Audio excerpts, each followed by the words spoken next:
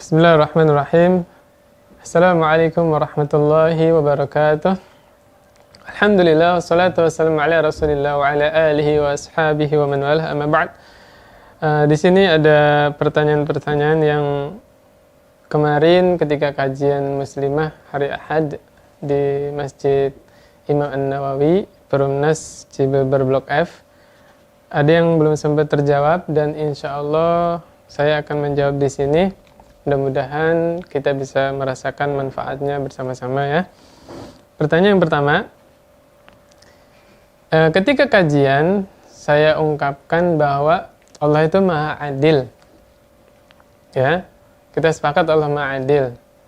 Tetapi ada pertanyaan, kalau Allah Maha Adil, orang kafir itu berbuat kekufuran kira-kira 60 tahun, kenapa Allah azab di neraka selamanya?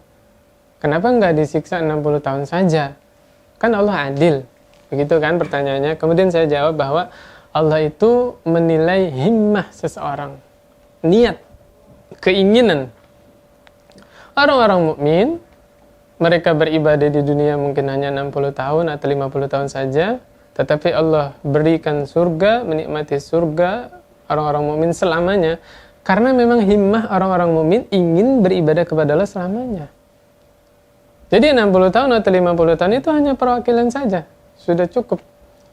Ya, kita dinilai bahwa kita berbakti, beribadah kepada Allah, ya, taat kepada Allah Subhanahu wa taala.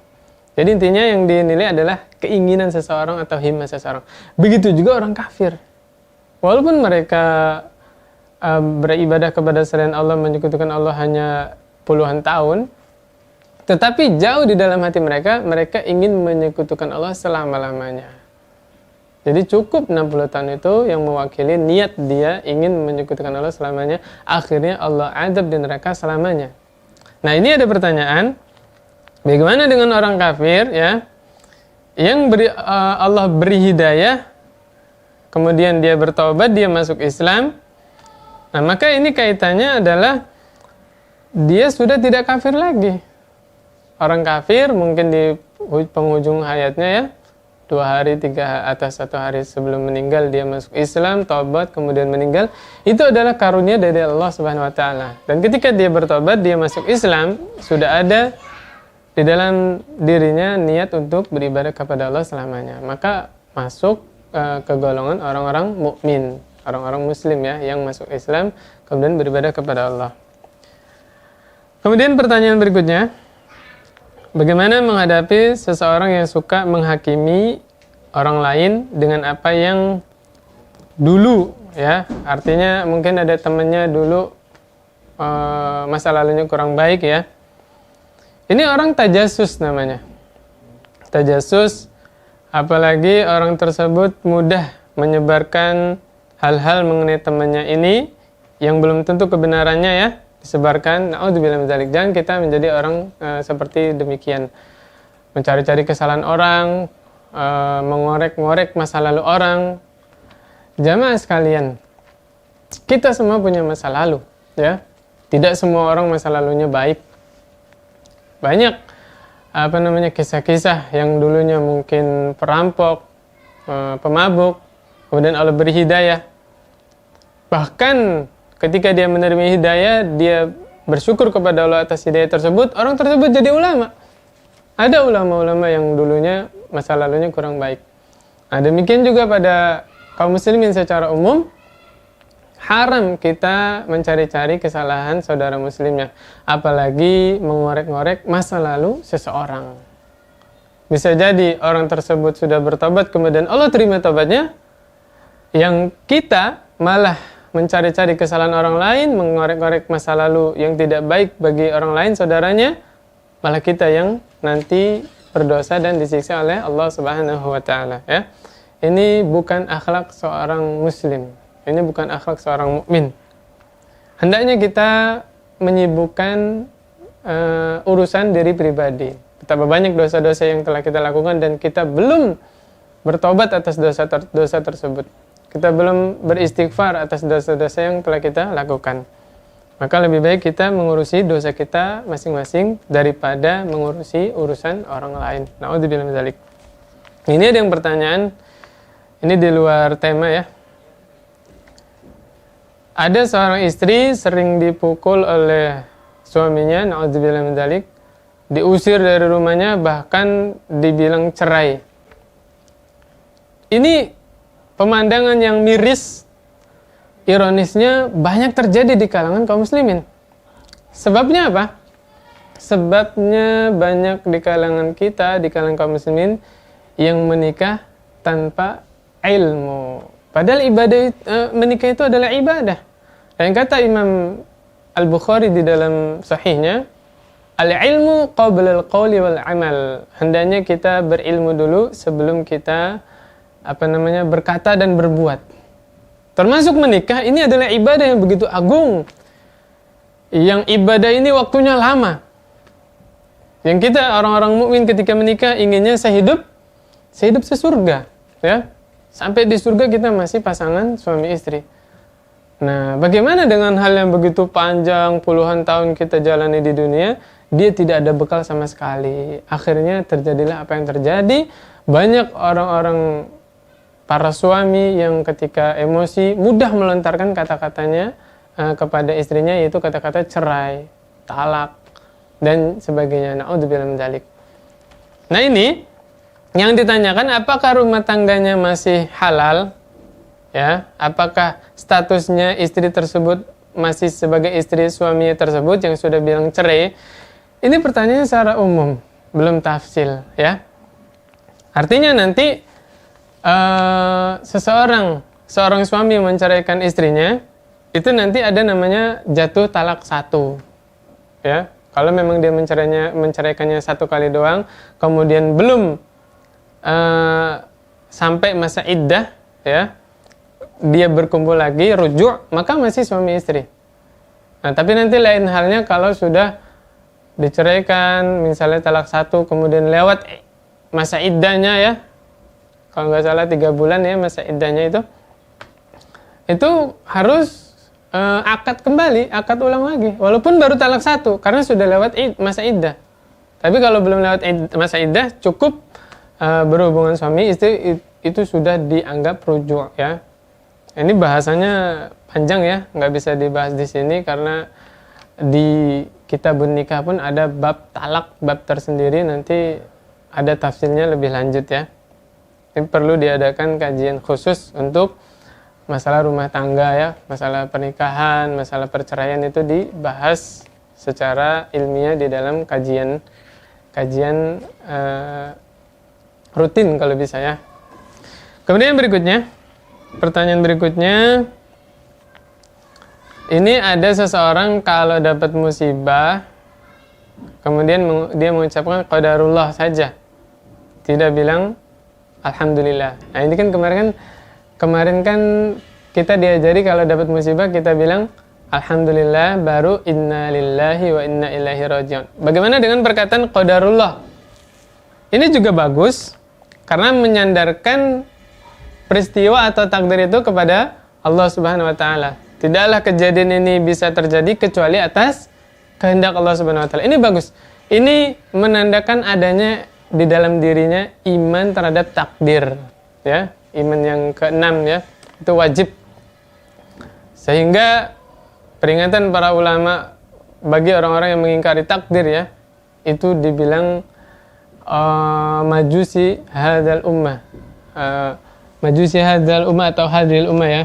Orang-orang majusinya kaum muslimin adalah orang yang tidak percaya terhadap takdir. Abdullah bin Umar juga mengingatkan orang-orang yang tidak percaya kepada takdir, walaupun dia berinfak dengan 1 gunung emas, itu gak bakal diterima ibadahnya sampai dia mengimani masalah takdir ya. Nah, pertanyaan berikutnya, artinya tidak mengapa kita mengucapkan qadarullah wa ma syaa fa'ala. Tapi bagus lagi ditambah dengan alhamdulillah. Nah, baru dia bilang inna lillahi wa inna ilaihi raji'un. Allahumma jurni fi musibati wa akhlif li khairan minha. Itu yang syar'i. Tapi kalau mengucapkan qadarullah saja itu juga tidak salah, tidak mengapa. Nah, ini pertanyaan berikutnya, masih lanjutan pertanyaan tadi. Bagaimana kemudian berlalu dari musibah tersebut, terus orang tadi bilang mengungkit-ungkit kembali musibah tersebut. Coba aja waktu itu saya tidak begini, tidak akan terjadi demikian. Nah ini kalau niat dia mengatakan tersebut adalah dalam rangka tidak terima atas ketetapan dari Allah, maka ini dosa. Dia menunjukkan sikap dia tidak terima terhadap takdir, tidak ridho terhadap ketetapan dari Allah Subhanahu wa taala, dan ini tidak dianjurkan, tidak disarankan. Adapun kalau perkataan dia, coba saya sewaktu itu tidak begini dan begitu, ini kalau dia maksud adalah mengambil pelajaran, artinya nanti di kemudian hari saya jangan begini lagi karena pengalaman kalau saya begini akan terjadi begini, itu insya Allah tidak mengapa. Artinya dilihat dari tujuan ucapan tersebut, ya. Kalau ucapannya untuk mengingkari takdir, tidak ridho terhadap ketetapan Allah, itu yang berdosa. Tapi kalau tujuannya untuk mengambil faedah, mengambil pelajaran, dalam arti nanti di kemudian hari dia tidak mengulanginya lagi supaya tidak terjadi musibah yang sama, maka itu bagus, ya.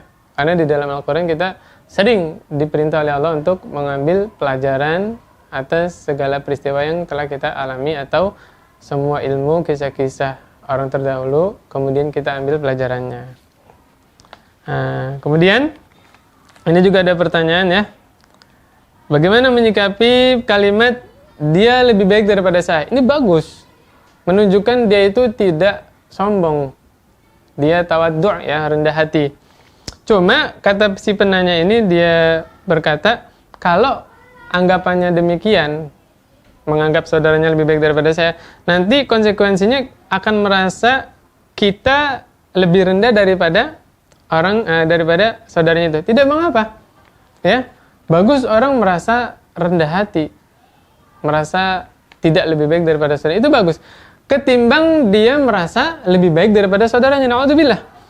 Kalau sikap ini ada pada dada seseorang, artinya kalimat saya lebih baik daripada dia, ini adalah sunnahnya iblis yang akan melahirkan kesombongan, yang nanti kalau orang sudah sombong itu akan menolak kebenaran karena sudah merasa baik daripada saudaranya, kemudian akan meremehkan orang lain. Na'udzubillah min dzalik. Maka tidak mengapa, ya, kita merasa tidak lebih baik daripada saudaranya, itu bagus. Hendaknya kita sibukkan urusan kita dengan Allah Subhanahu wa taala, kemudian tidak membanding-bandingkan diri kita dengan orang lain, ya. Bagaimana supaya kita bersyukur?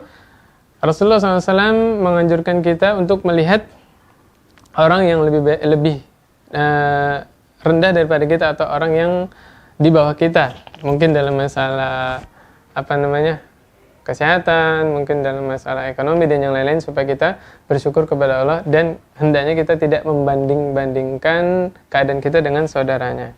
Nah, ini yang terakhir, ya. Pertanyaan yang terakhir adalah kalau kita merasa marah atau sedih atas ujian yang kita terima, apakah itu tanda bahwa kita seorang hamba yang tidak bersyukur? Tergantung. Kalau marah atau sedihnya itu menyalahkan Allah, betul, dia hamba yang tidak bersyukur. Dia mengingkari atau tidak ridho terhadap ketetapan Allah. Tapi kalau marah terhadap diri sendiri, misalnya, kok sudah bertahun-tahun saya tidak selesai hafalan saya, misalnya, ya. Kemudian sudah bertahun-tahun saya kok tidak ada perkembangan dalam ibadah, itu bagus, ya. Galak terhadap diri pribadi, harapannya nanti kita akan berubah di kemudian hari, ya, tanpa menyalahkan Allah Subhanahu wa taala. Nah, terus ini lanjutannya, seberapa besar rasa marah dan sedih yang masih bisa ditoleransi agar kita tetap disebut sebagai hamba yang bersyukur? Tadi sudah saya terangkan, marah, sedih, tapi tidak marah kepada Allah, ya, tidak bersedih atas ketetapan yang Allah tetapkan kepada kita. Artinya apapun keadaan kita, tetap kita itu ridho kepada ketetapan dari Allah Subhanahu wa taala. Memang banyak kasus-kasus kita sudah buat planning, ternyata hasilnya tidak sesuai ekspektasi kita, ya. Allah berkehendak yang lain. Itu adalah ujian. Kita diuji ketika harapan kita, keinginan kita tidak tercapai, kita ini ridho atau tidak kepada ketetapan Allah Subhanahu wa taala, dan itu adalah supaya melatih diri kita ini ridho terhadap ketetapan Allah walaupun tidak sesuai harapan kita, dan kita sedang dilatih bahwa pilihan Allah itu lebih baik daripada pilihan kita. Terakhir di dalam surah Al-Baqarah itu kan, asa an takrahu syai'a wa huwa khairul lakum wa asa an tuhibbu syai'a wa huwa syarrul lakum. Di dalam surah Al-Baqarah, terkadang ada sesuatu yang engkau tidak senangi padahal itu baik untukmu, dan ada sesuatu yang engkau senangi padahal itu buruk buat engkau.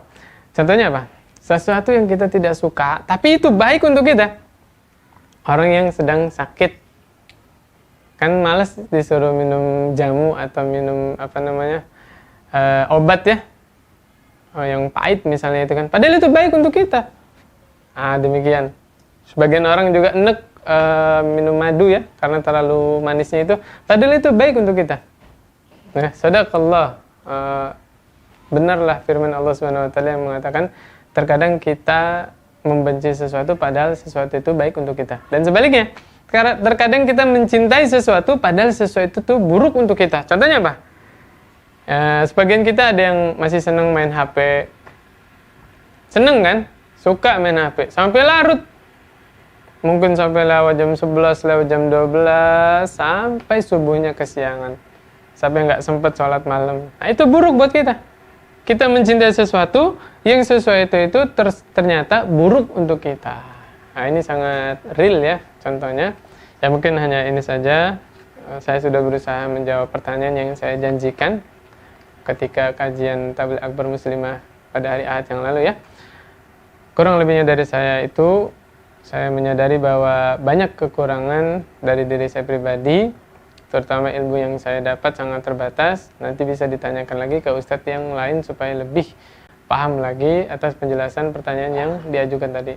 Subhanakallahumma wa bihamdik asyhadu an la ilaha illa anta astaghfiruka wa atubu ilaik. Assalamualaikum warahmatullahi wabarakatuh.